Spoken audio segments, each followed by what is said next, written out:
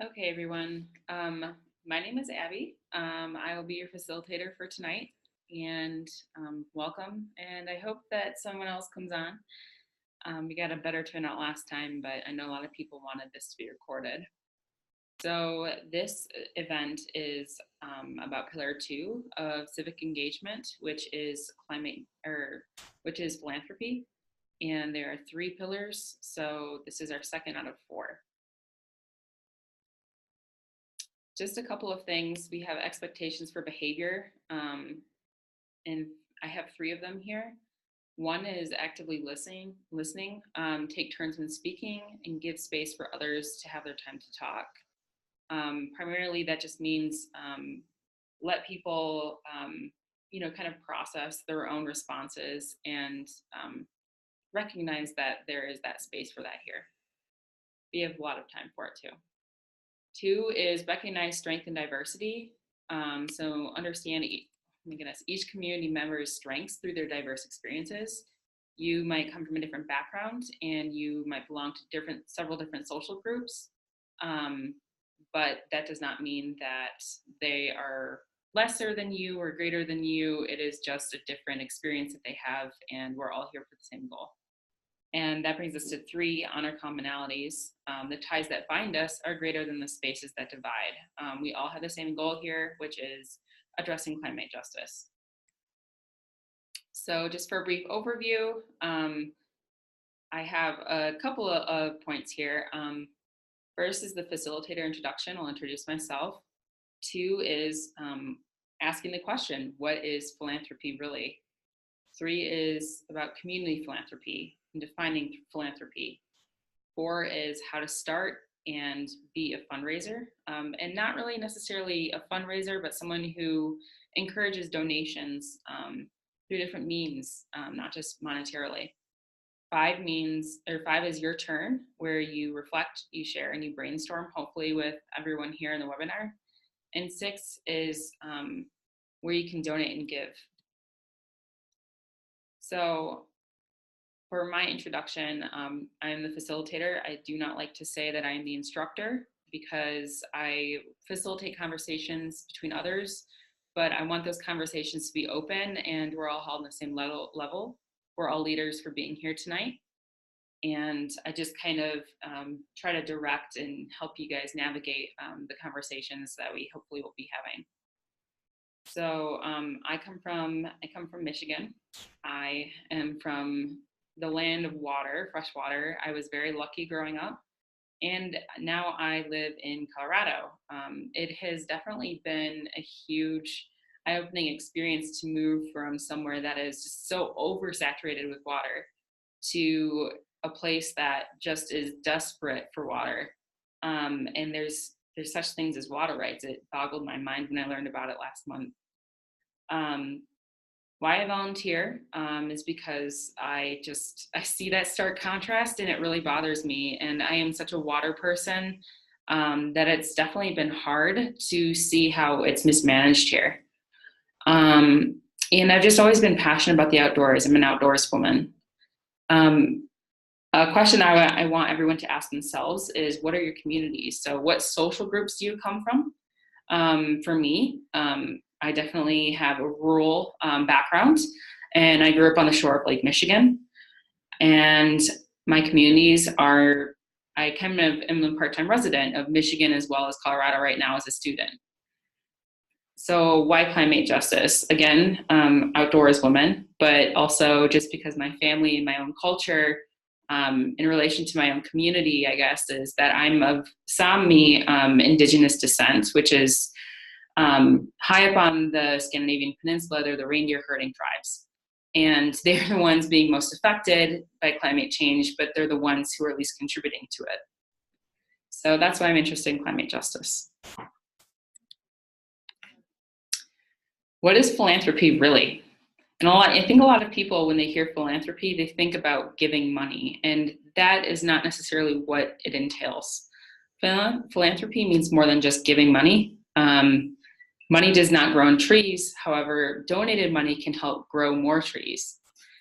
And I thought that was a cute little thing here because it really relates to this picture where there's like a plant and someone's holding it and it's growing out of their hands. And what efforts that you put in your community through volunteering, through your time, through your professional contributions are going to help more than money does. And so it's really not based on money.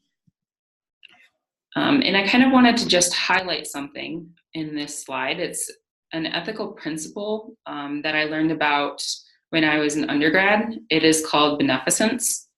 And beneficence is a single act of kindness, or it's the kindness for like the greater good. It's the belief in the greater good. And what you can do to kind of contribute to benefit everybody at the maximum level that you can within your communities. And my quote here is, a single act of kindness throws out roots in all directions, and the roots spring up and make new trees. And that's from Amelia Earhart.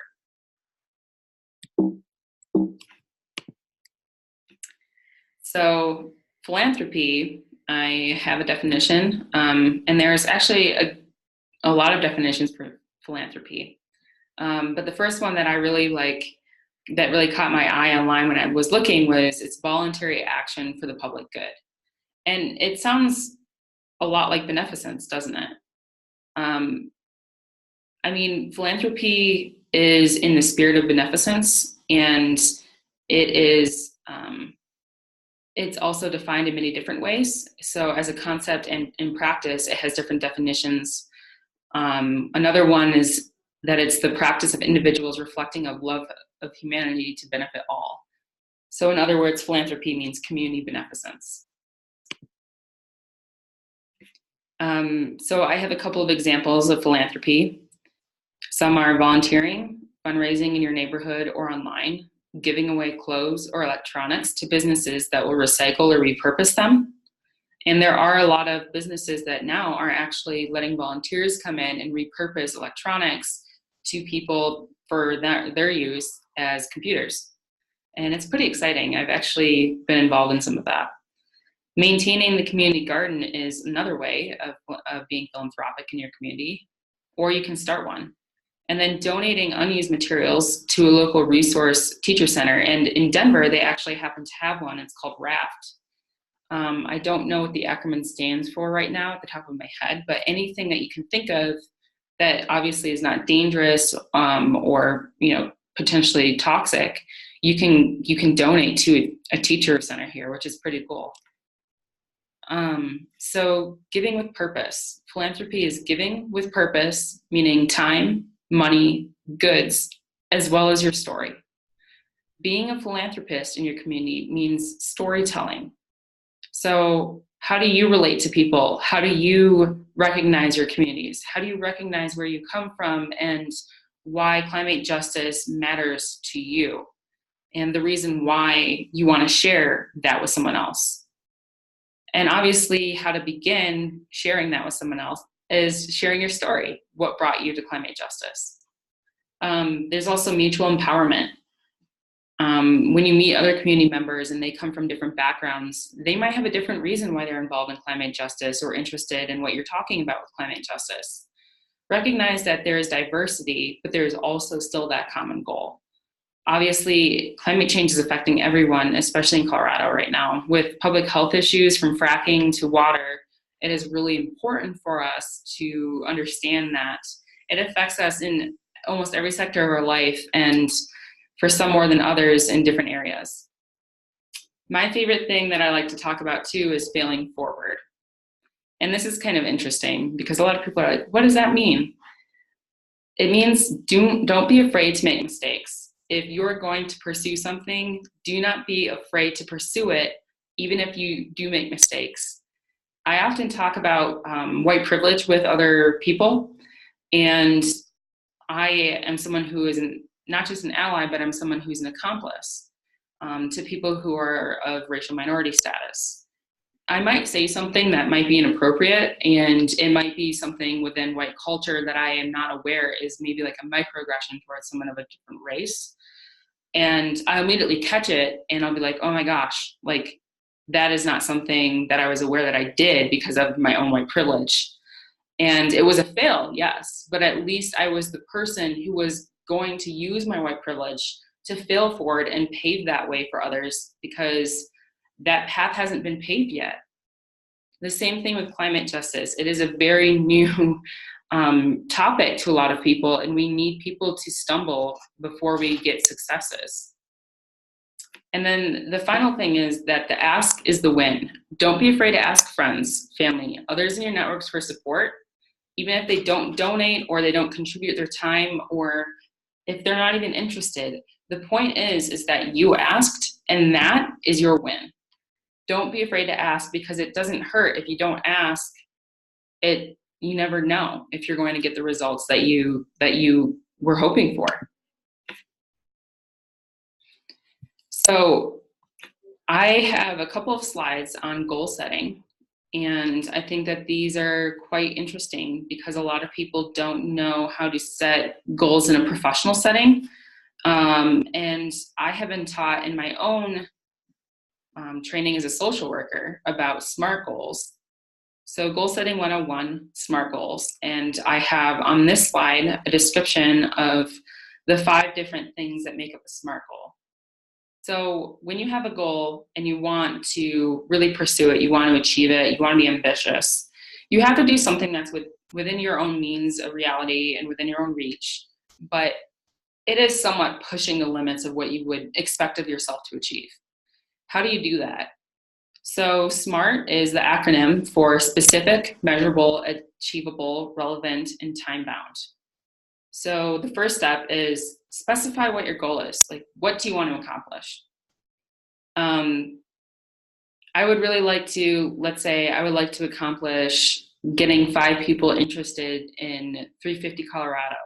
So how am I going to do that? 2 is measurable. How will I know when it is accomplished? So obviously with that goal, the measure is the 5 people will be told about it. 3, it has to be achievable. How can the goal be accomplished?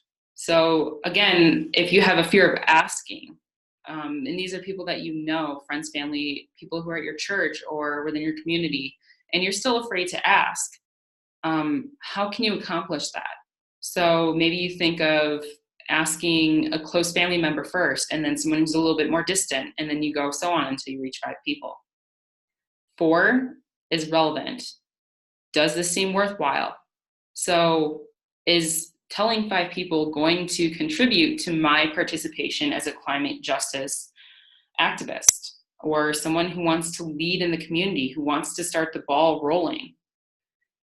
And I think relevant, obviously, you want people in your community to know about why you're interested. And if you want to be in your community, why not start out with family and friends? Finally, 5 is time bound.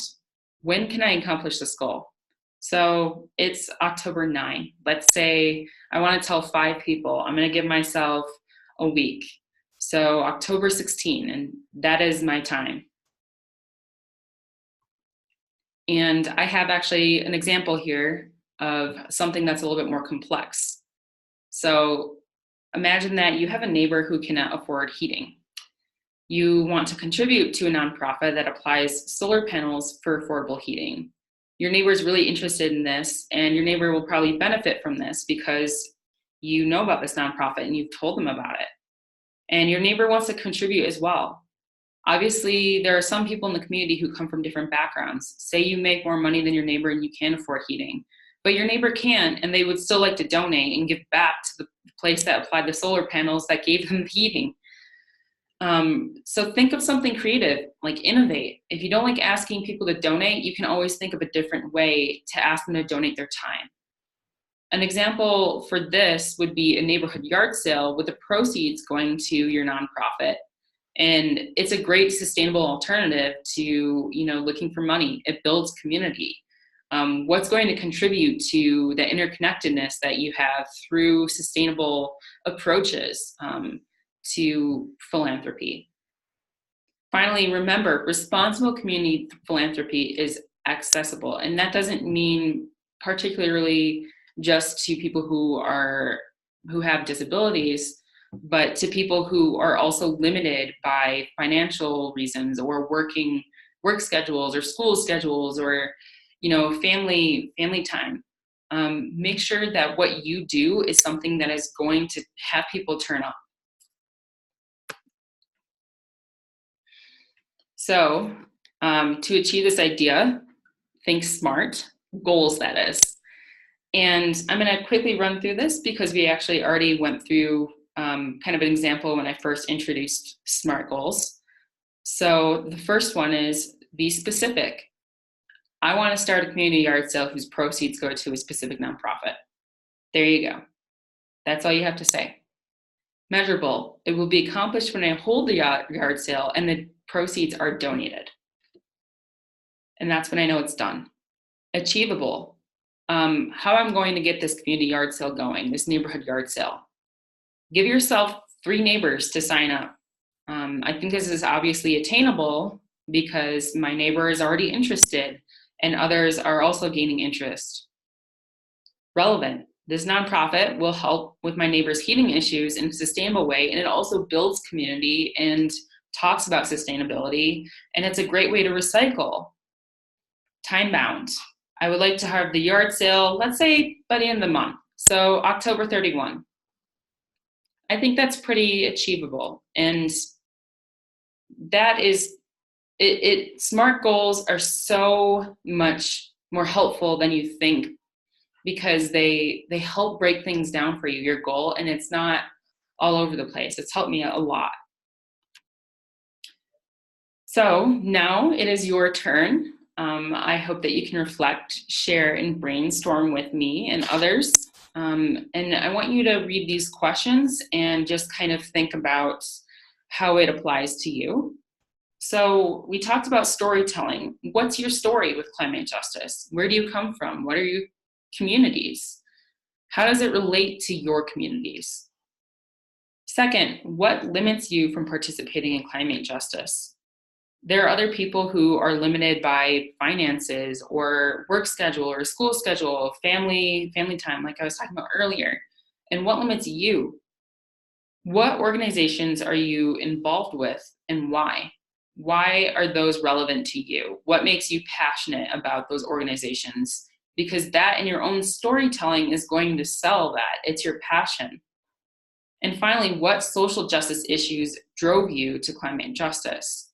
Are there ways that you've been oppressed that make you more passionate about climate justice than other areas of social justice?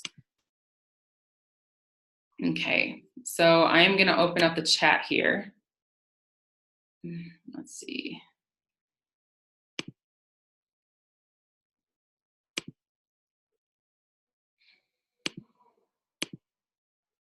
All right.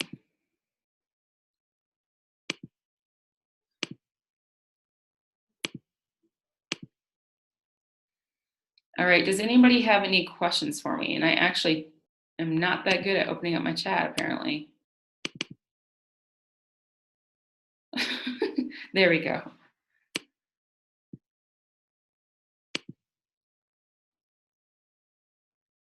And I'm actually going to unmute everybody too.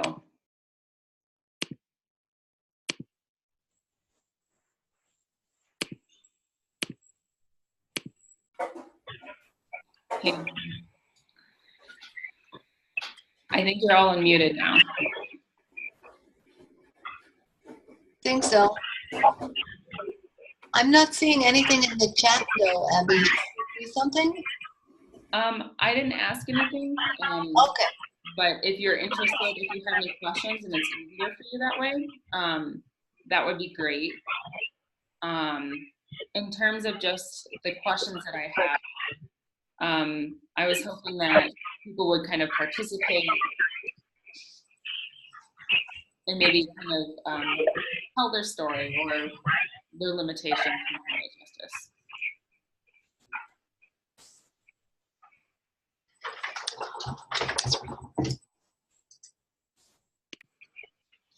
Anyone want to share?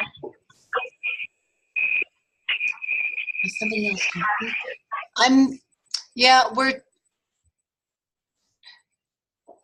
I'm trying to figure out where the background noise is coming from, Abby. Sorry, that's why we weren't saying anything. I think it just, it went away. Okay, all is good. Nicole, I think that I muted you just because I think the background noise was coming from you. So I apologize. We still have the chat open. Linda did bring up that she doesn't have a microphone and has to type. But she said that she's from Texas originally, and the heat there is ridiculous. She's worried about the most effective way to be heard on this issue. She said she's also very excited about today's IPCC report. There's definitely an uptick in news coverage on our issue. Yes, Linda, I definitely agree. That is something that's very interesting to hear about.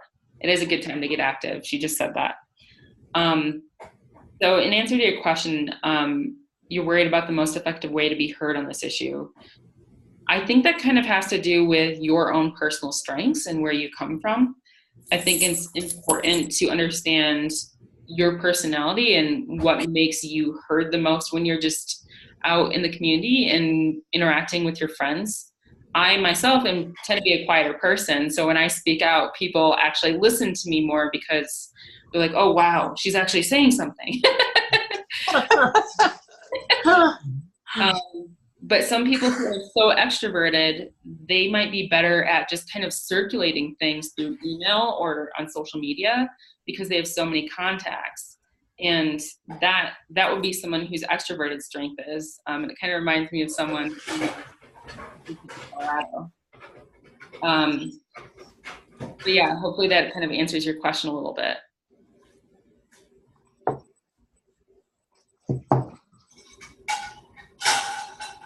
Okay, I am going to continue on with this, and I'm actually going to, let's see if I can mute it. I'm going to mute everyone again. Okay. Oops, that wasn't everyone. Okay. So back to the presentation. Thank you, Linda, for your input. I really appreciate it. And I kind of just have a couple more questions about brainstorming. So what are your ideas for philanthropy in your community? What ideas do you have that, like I said, it doesn't have to be donating money. It is just getting the ask out there and giving that time and giving goods that you can recycle. What are some ideas that you might have? And that's just something to kind of think about. I mentioned the community yard sale. It's pretty cool because it's not just raising proceeds that will be donated to the nonprofit. The nonprofit helps out your neighbor, and then the nonprofit is also sustainable, but the yard sale also recycles goods. And so that's just like 3 ways that it affects climate justice, which is really cool. And it's just a neighborhood yard sale. What social justice issues would you like to address? So heating is something that, for example, a lot of people who have multiple sclerosis, I think Colorado is one of the highest states with the populations of people with multiple sclerosis. They have a lot of sensitivity to heat. And I don't think a lot of people know that. But they actually like really struggle, and they have to turn up their heat because their body doesn't really register temperatures like the normal rated systems are of other people without MS. And so they often get overcharged with like their heating bills, but there are a lot of people who can't afford it because they can't work, because they're in a wheelchair because of MS. That's an example of a social justice issue. I have someone who has MS, and that really like is very strong with me. Finally, what nonprofits address these issues in terms of climate justice? So I made up an organization that does the solar panels for affordable heating. That, yes, is definitely solar, it's in renewable energy, it's sustainable, but it also addresses a heating issue that is a social justice issue for people who are disabled.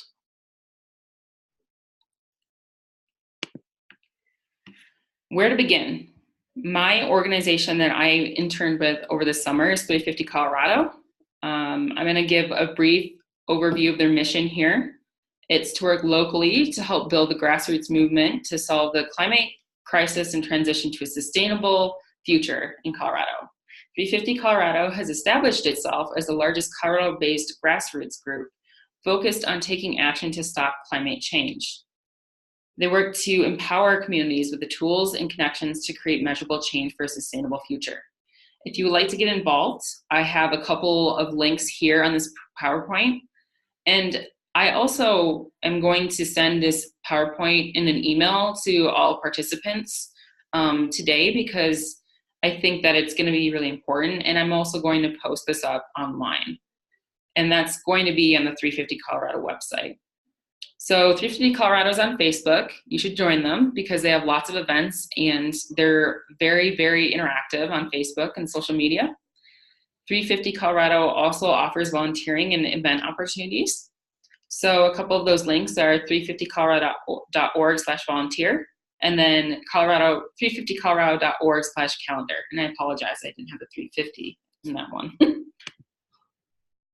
There's also the Colorado People's Climate Justice Platform. So this is a growing initiative. It's a coalition of over 66 Colorado groups that have endorsed an initiative to gain strong policy for climate change, to address climate change, in order to protect citizens and the economy and the natural resources of Colorado.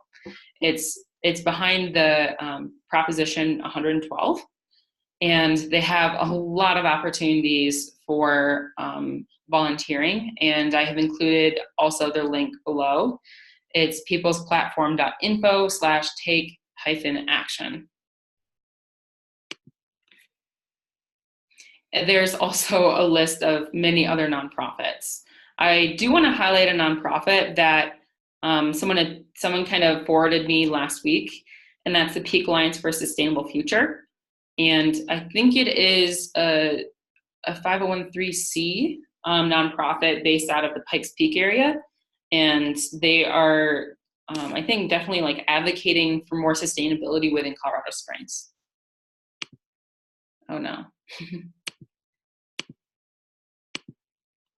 So that is the end of this webinar. Thank you for your participation. If you have any questions, please feel free to email me. I would appreciate an email, just because I'm a little bit more easy to kind of think about your answers at the time.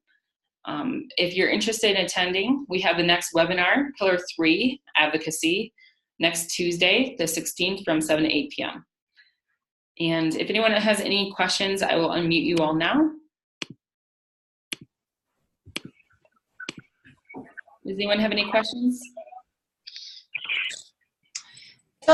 This is Miranda speaking. I thought it was very interesting that you mentioned volunteering as a form of philanthropy. I've never really thought of it in that way. So that's a good new way for me to think about it. That is a way to contribute as well, not just financially.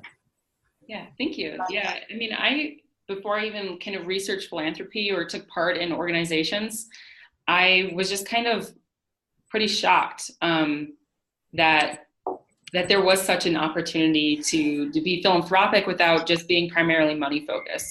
Mm-hmm. And can everyone see the PowerPoint at this point? Just double checking. Yeah, I cannot see it, or we cannot see it. Not sure. You might have to share your whole screen. Yes. We are seeing.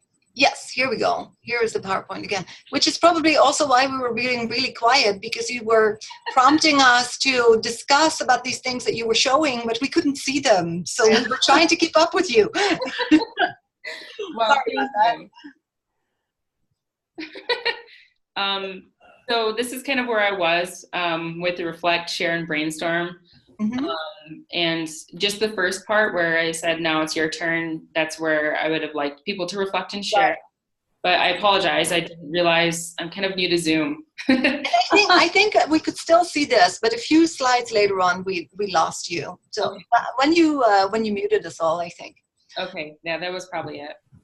So I have a question for you and for everybody. I'm not sure if it's a very well formulated question, but for me, climate justice is kind of a new thing. I came to climate as an environmentalist, very much the white privilege that you were talking about earlier.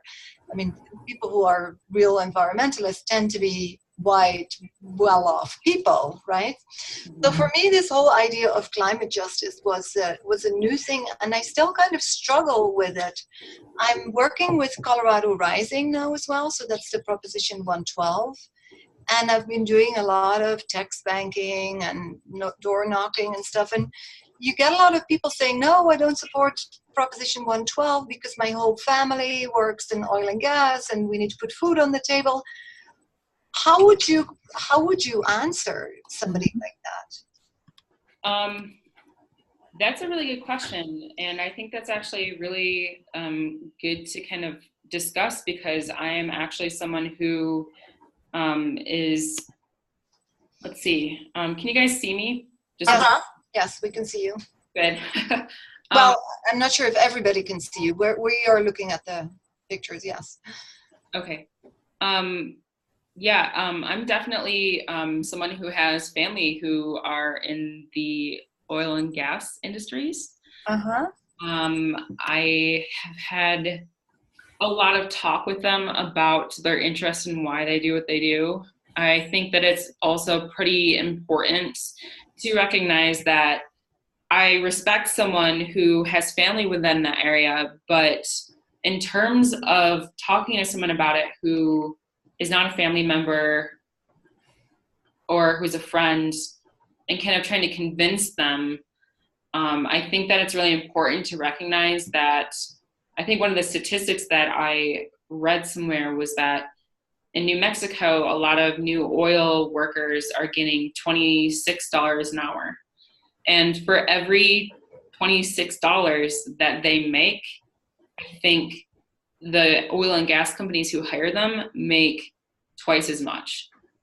And so they're gaining a huge profit in their oil and gas industry jobs. I also work in healthcare, and I've actually seen a lot of people who suffer from a lot of long-term health effects, and it's extremely detrimental to your health. I know geologists who have worked in petroleum industry. It is not conducive. There are a lot of highly intelligent people, and it doesn't mean that just by working in oil and gas it's a bad thing. It doesn't mean you're unintelligent. It doesn't mean anything like that. Sure. The job security for it is that they are actually getting so much of a profit on a lot of workers now because they know that those jobs will be gone. And they haven't released many studies on oil and gas health effects, but there are a lot of people in Colorado now who are kind of coming out with a lot of these like symptoms of asthma and respiratory problems, and they're severe, especially in Weld County, which is where the documentary Gasland is actually based off of. So I would just kind of educate people on that. I mean, if they are resistant to it, I mean, I'm not out to fight against anybody. I am here to say that I do work in healthcare and I've seen the effects, and I have family members who are in the industry, and I get along with them great, but I don't see why I would invest in something that's going to affect my health. Mm-hmm. Okay. So you come at it mostly from the health, which you can do because you work in health. That's good. That's good to know. Mm-hmm. And Linda said, bigger picture, so jobs that can come from renewables. Yeah. Right. Yeah. Yeah, that is something that's important too. And clearly, yes, values. Yep. What are we leaving our grandchildren? So the reputation that we're leaving, it's the destruction of the planet that they're going to have to deal with. It's their consequences. And that's also kind of the conversation I've had with my family is they might be older, a lot of these family members, one of them, a couple of them are in their 60s and 70s, and I've talked about it, and I want to have children, and I don't want to have my children suffer from the health effects that are just increasing because of the output that we have from the oil and gas industry. And it's getting so bad, and the smog and all of these problems in this area that was once pristine. So that is something that is really important to me, not just for me, but my children, as well as the generation after me. Mm-hmm. Yeah. Does anyone have any other questions?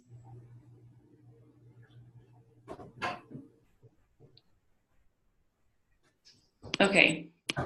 And again, that nonprofit that an attendee brought up last time was Peak Alliance for a Sustainable Future. And I think I'm going to go back to my screen. So 350 Colorado, here is kind of the description and the links. The Colorado People's Climate Justice Platform and its link. And again, Colorado Rising is a great place to volunteer. It is very direct. It is involved. It's very, very aggressive and great. It is, if you want to become extremely involved and advocate and fight and fight and fight for climate justice and be on the front lines, I highly encourage people to participate in Colorado Rising. And that's, if you don't mind, Abby, I'll put in a pitch here as well. We have, what is it now? So Colorado Rising is the organization behind Proposition 112, right? Which is on the ballot this November 6th. And its purpose is to increase the setback between homes and schools and drinking water sources on the one hand, and fracking operations on the other hand, from the current minimum of 500 feet to 2,500 feet. And that is on the ballot in November 6th. So we have 4 to 5 weeks to win this fight. Now, the oil and gas industry has donated millions and millions and millions, literally millions of dollars to the organization that is going up against us. And Colorado Rising is making do with less than $1 million. So that is where this whole idea of philanthropy that Abby has been talking about, that philanthropy can be volunteering and can be sharing your time. That's where that comes in perfectly. If you want to make a real contribution and make change within now and a month, Colorado Rising is the place to go. corising.org. Go to corising.org and come and help us with canvassing or text banking, phone banking. We need all the help we can get, and we can win this. Yeah, we can. And it's definitely something that is going to have a direct impact, and it will be groundbreaking. So I highly encourage. And to answer Linda's question, how can you be most involved? I think that is the answer to your question at this time. Yeah, it's definitely working with Colorado Rising. And Linda is saying, yes, woohoo, yes we can. Indeed, yes we can. That is right. So, and then here's the final slide. Again, I will be posting this up on the website, and I'm gonna send everyone who participated today in an email this PowerPoint so that you can kind of go over it. And I apologize for people watching this recording that I skipped over it. So again, thank you. And if you have any more questions, please feel free to email me at abigail@350colorado.org.